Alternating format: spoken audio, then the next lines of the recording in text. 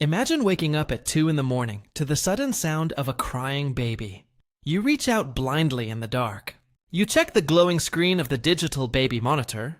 You feel the soft fabric of the climate-controlled crib. You know exactly what to do because you have formula in the kitchen and a doctor on speed dial. It feels exhausting. It feels like the hardest job in the world. But the truth is much stranger than your modern exhaustion. Strip away the warm walls of your bedroom. Strip away the soft crib. Strip away the formula, the lights, the locked doors. Now imagine waking up at 2 in the morning. 40,000 years ago. The air is freezing against your bare skin. You are lying on the hard, damp earth of a shallow cave. There is no baby monitor. There is no doctor. And a crying baby is not just an inconvenience. It is a death sentence, out there in the pitch-black darkness. Things are listening. A hungry predator does not hear a child in need. A hungry predator hears a dinner bell. How do you survive this? How do you raise a fragile, helpless, loud human infant in a world designed to kill you at every turn? You do it by breaking every single rule of modern parenting. Look down at your hands. They are calloused and scarred. You do not own a stroller. You do not own a baby carrier made of ergonomic mesh. For the first 2 years of your child's life, they never touch the ground. You carry them. Every single second of every single day. You fashion a crude sling from the heavy skin of an animal you had to kill yourself. You bind the infant tightly to your chest. They feel your heartbeat. They smell your sweat. They feel the violent rhythm of your breathing as you run from danger. This constant physical contact is not about bonding. It is about survival. If the baby is attached to your body, you can muffle their cries before they echo through the forest. You can feel their temperature drop before the winter frost takes their life. You cannot afford to put them down. If you put them down to forage for berries, a massive eagle could swoop down from the canopy. If you put them down to drink from the river, a prehistoric crocodile could shatter the silence. So you wear your child like a heavy, breathing, fragile piece of armor. But what happens when you need to sleep? Modern parents are terrified of co-sleeping. You are told it is dangerous. You are told the baby needs their own space. In the ancient world, space means death.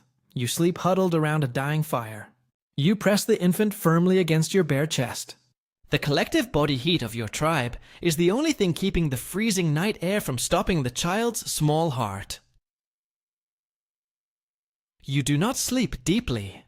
You never sleep deeply. Your ears are constantly twitching, listening for the snap of a twig, listening for the low growl of a cave bear. You are perpetually exhausted, but you are not doing this alone. Today, parenting is an isolated struggle. You sit alone in your house, overwhelmed and exhausted. Your ancestors would think you are completely insane.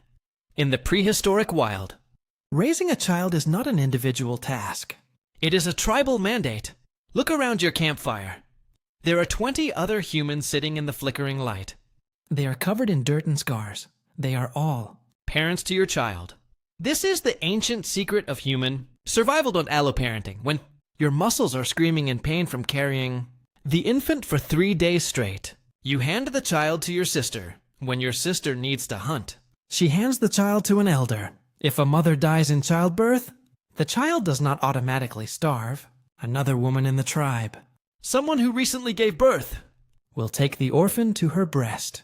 Your child drinks the milk of your cousins. Your child sleeps in the arms of the strongest hunters.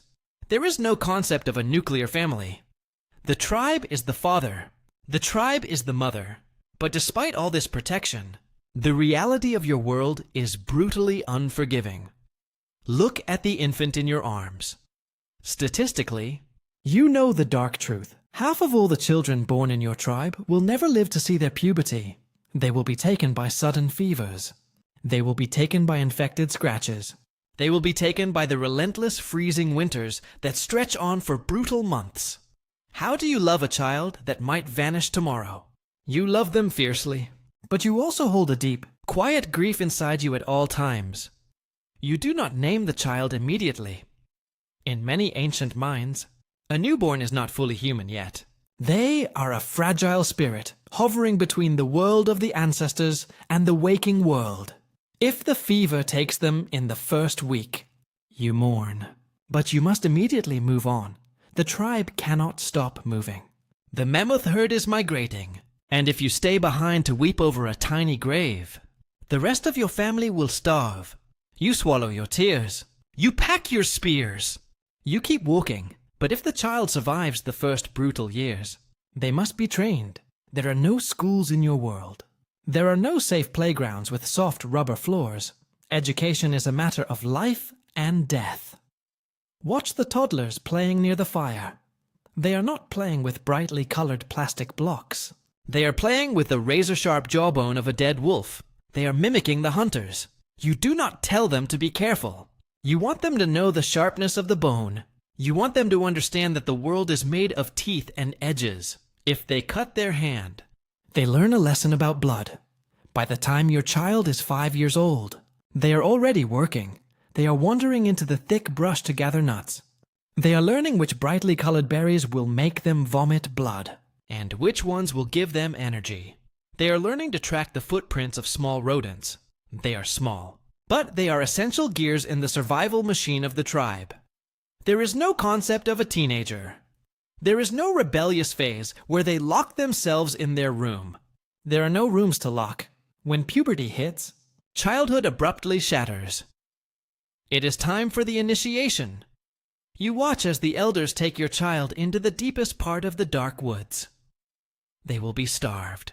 They will be tested. They will face terrors designed to break their childish mind and forge an adult spirit. They might be scarred with sharp stones. They might be left alone in the dark for days with nothing but a wooden stick to defend against the shadows. It is cruel by modern standards. It is barbaric. But you know it is necessary, because the world out there does not care if they are young. A hungry leopard does not show mercy to a teenager. If they survive the initiation, they return to the fire not as your baby, but as your equal. They will hunt beside you. They will fight beside you. They will bleed beside you. And soon, they will hold their own screaming infant in the pitch-black cold of a new cave. The cycle continues, driven by instinct, driven by blood, driven by the desperate human will to keep the fire burning against the eternal darkness. It was a life of unimaginable hardship, a life of constant fear, a life where every single sunrise was a hard-fought victory. Think about the sheer amount of suffering, the thousands of miles walked. The predators fought. The diseases survived, all of that effort, spanning across hundreds of thousands of years, generation after generation, fighting the dark, carrying the weight, surviving the impossible. Now, open your eyes. Look at your quiet bedroom. Listen to the gentle hum of the refrigerator in the kitchen.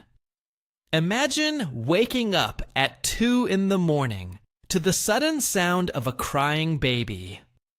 You reach out in the dark. You check the glowing screen of the digital monitor. It feels exhausting, but remember who you are. You are the final, living result of those ancient parents who survived the wild. The blood of those fierce, desperate survivors is the exact same blood running through your exhausted veins right now.